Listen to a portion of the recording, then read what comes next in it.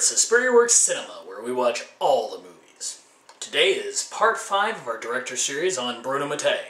This time we have Cicciolina Amore Mio. This was co-directed, again, with another Italian, Massi Damiani.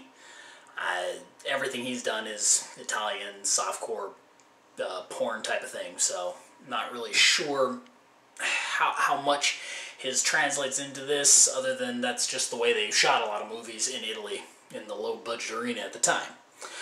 As far as releases, this is a much better quality release, a professional release, only available in Italy, but you can definitely see it, so it's not as horribly degraded as the 4 previous movies we've gone through. This stars Cicciolina, who is Ilona Staller. She was born in Hungary and moved to Italy, became a rather famous hardcore porn star. She had worked with John Holmes. There was a big scandal involving that. She eventually became one of the prime ministers of the Radical Party in Italy. She served there for quite a few years, actually. I know it was on the news. And she had quite a fair share of hardcore porn that she's done. This is not a hardcore movie. It is fully softcore, and interestingly enough, not like the other Mondo movies, it has the semblance of some kind of story. Starts off with Cicciolina's a radio host of like a sex talk radio show that gives sex advice, with callers calling and say, you know, hey, what's this, and tell me about it. And she gives them advice, which translates into a story of some sort. We see her and her microphone and sexy clothing, a lot of TNA strip teases and dances and nude, just nudie shots in slow-mo. And she has this weird raggedy bunny rabbit with her, which looks like it's been beaten up for 20 years. So she keeps that with her. The hosts call in, and she hosts the show. Callers call in, and she talks to them.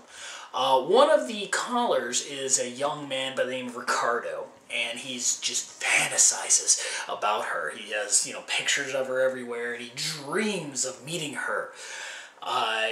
So it starts off with his fantasy, which involves her riding on a horse in this see-through clothing, and in slow motion, of course. Lots of kind of slow motion abuse, but I guess if you're looking for a sexy TNA movie, that isn't really abuse. It kind of makes sense.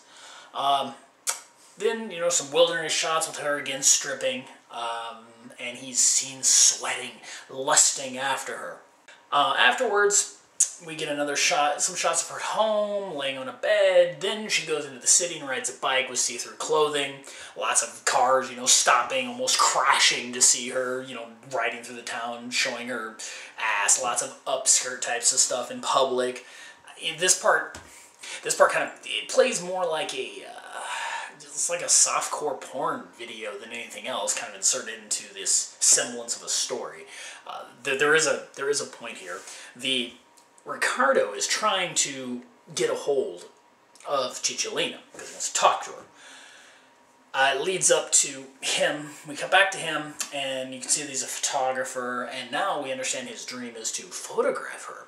So he, at the urgings of his sister, he calls and leaves a message for her saying he's going to show up at 7 in the morning. He eventually comes to her apartment, and the maid, or there's somebody that's cleaning outside the apartment, says she doesn't wake up until 12.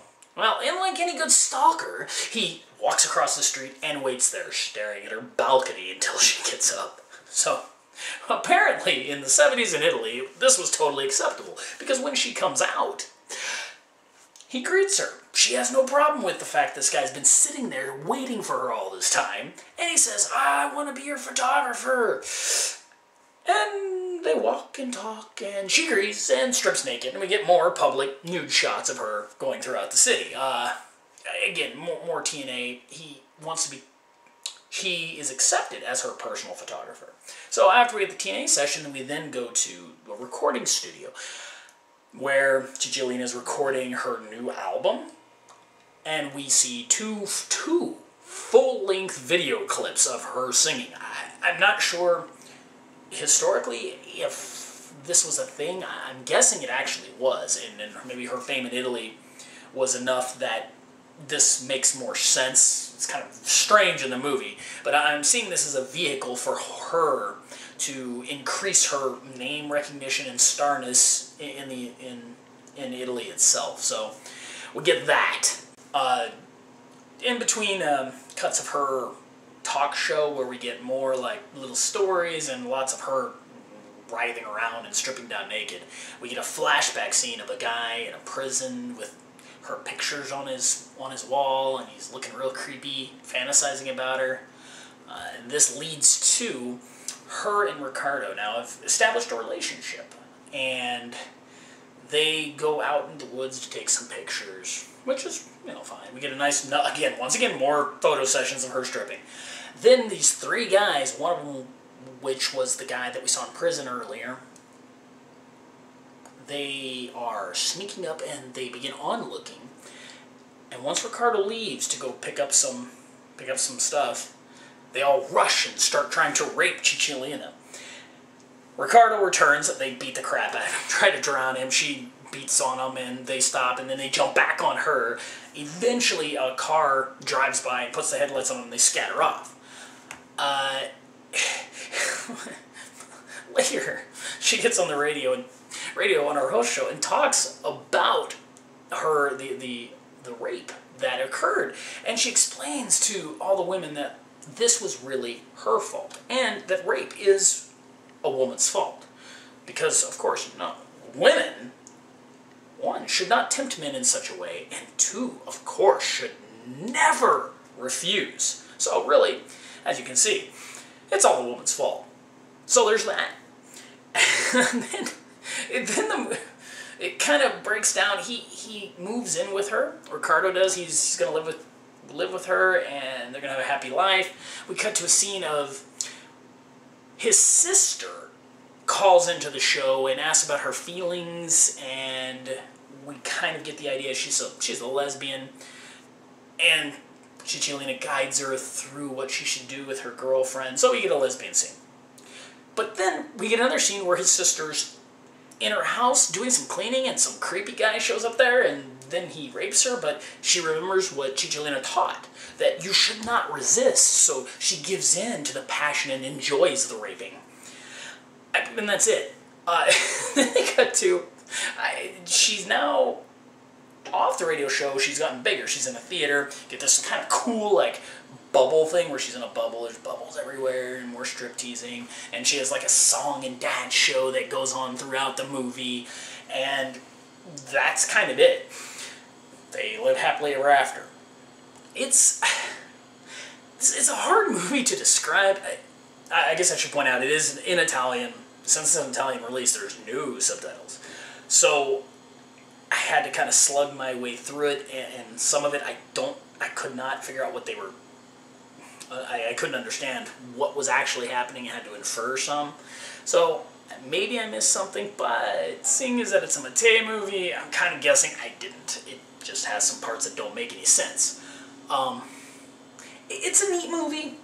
For his early stuff, it's not quite as fun as Love Camp, but it's definitely interesting to see, because the cinematography is a little prettier. Here you see some more skill developing in a visual sense, and it's a little more of a movie, and that's kind of interesting as we progress to where soon he's going to start making movies. So, you know, as a movie overall, it's a little incoherent, but as a TNA flick, it kind of excels. If you want to see Cicciolina naked from '79, this has got it. I mean, So, when thinking of it that way, it doesn't have any weird animal killing. There's no bestiality. It works very well as a late-night TNA film. It has enough story to tie together the erotic scenes that it's fairly well done. So, I'm going to give this a 7.5 for being a TNA flick.